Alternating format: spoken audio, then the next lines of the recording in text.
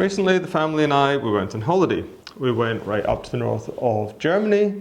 We kept going a little bit till we were in the south of Denmark, and we had found a beautiful little holiday home right on the beach. And that gave me the chance to try quite possibly the most stupid thing you can do in Selvedge Denim. And that would be an ocean soak, or a sea soak, or a sea wash, an ocean wash, whatever you want to call it. It's fucking dumb. So why would I do that? Well, maybe you saw this little TikTok from 316. I'm Matt, I handle the EU sales over here in the EU. I am here in Paris with Andrew. Top 3 favourite denim is not washing your jeans, that's just ridiculous. Taking a swim in the ocean with your jeans. Along the same lines, sticking your jeans in the freezer. Gonna just give you cold jeans all time. And you see, I've tried the no wash thing, 18 months, I think 3 continents, and that was disgusting, that was so nasty. I've tried the freezer thing, cold jeans equals cold balls. But one thing I'd never tried was the sea soak, ocean wash, whatever you want to call it. So how can I really tell you it's a bad idea unless I really know it's a bad idea by trying the idea? I mean, aside from basic common sense. So what exactly do you do? Here's my guide to a sea soak, an ocean wash, whatever. You walk into the sea. But before we really get into this, I think it could be pretty interesting to dive a little bit deeper onto why people think this work or why it could potentially work.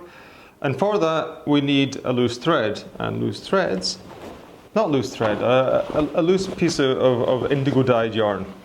And they can be quite often found inside of pockets. Yes, like here. Okay, so we just grab one of these. Don't pull too hard. There we go.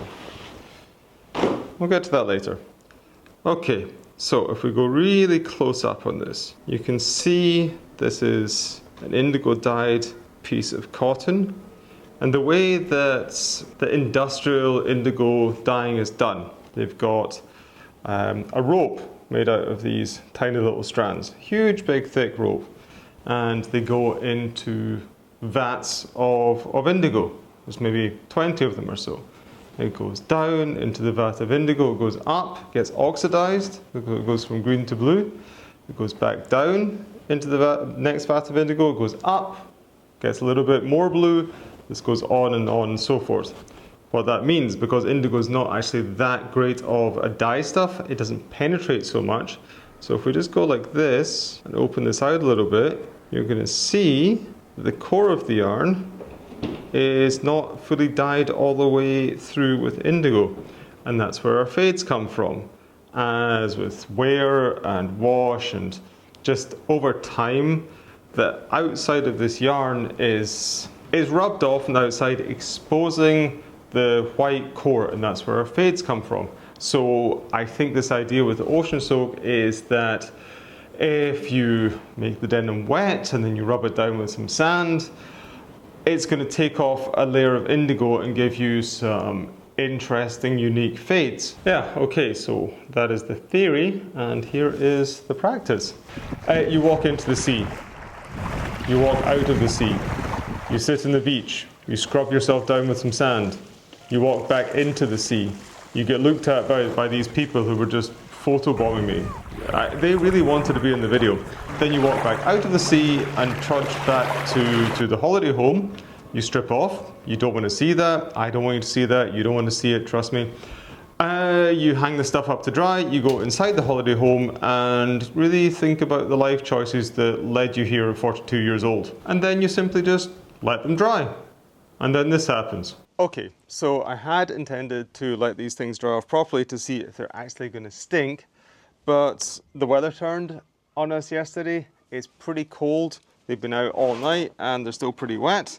And to be honest, yeah, they're starting to smell like trench foot. So I'm going to put them in the washing machine directly. Plus, they are absolutely covered in sand still. Even in the pocket, there's a lot of sand in the pockets. Of course, inside out.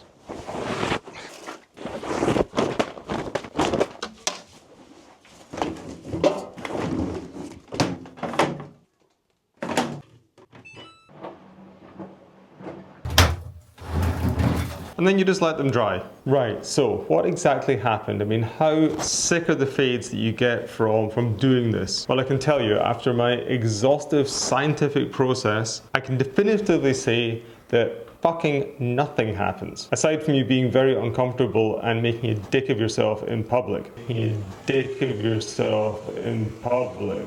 Right, let's zoom out a little bit and we can take a closer look at the two denim pieces that I was willing to sacrifice for the sake of science.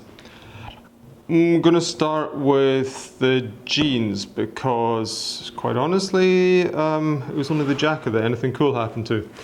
These are a pair of Studio D'Artisan D01s in a natural indigo, and they have seen maybe a month of wear. Maybe not even that much. I got them quite recently.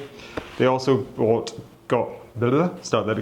They also got a pretty heavy wash at the factory, getting all the shrink out. And so they're really right at the beginning of their life. So if the ocean wash, ocean soak was going to do something, you would really see it in this kind of, in a piece that has had this kind of wear. You're not going to see much. I will just concentrate on the parts that you would naturally see the first signs of wear. So here at the cinch of the back, we're seeing a tiny little bit here, tiny little bit here, but no more than I would expect on a pair of jeans that got washed in the washing machine and had seen a little bit of wear. Obviously right here, this is where your butt is. This is going to have a lot of wear when you're sitting down, wearing a backpack, whatever. Similar to that, you have the back pockets that are lined, so this bit here is a little bit more raised up. Again, tiny bit of wear. Belt loops too, a little bit of fading, but nothing more than you would expect from a pair of jeans with this much wear and this much wash. At the front, really, absolutely nothing. Nothing at all. Down at the bottom, at the hem, starting to get a little bit of roping here, but I think that's because I washed them at 30 degrees, which is totally fine, by the way, as long as it's inside out. But I think that just comes from that, nothing to do with the ocean soak. So, yeah, there we have it with the jeans. Not very much at all. And then the jacket. This is a TCB Type 1, the World War II version. I won't go too much into the details of that. Maybe I'll make another video on that some other time because this is a really interesting jacket. But let me know in the comments below if that's something you want to see. Right, as I said, this is the only piece that's actually something interesting has happened to it. But that hasn't happened on the denim, not at all. The only little bit of fading that we're seeing is down by the cuffs.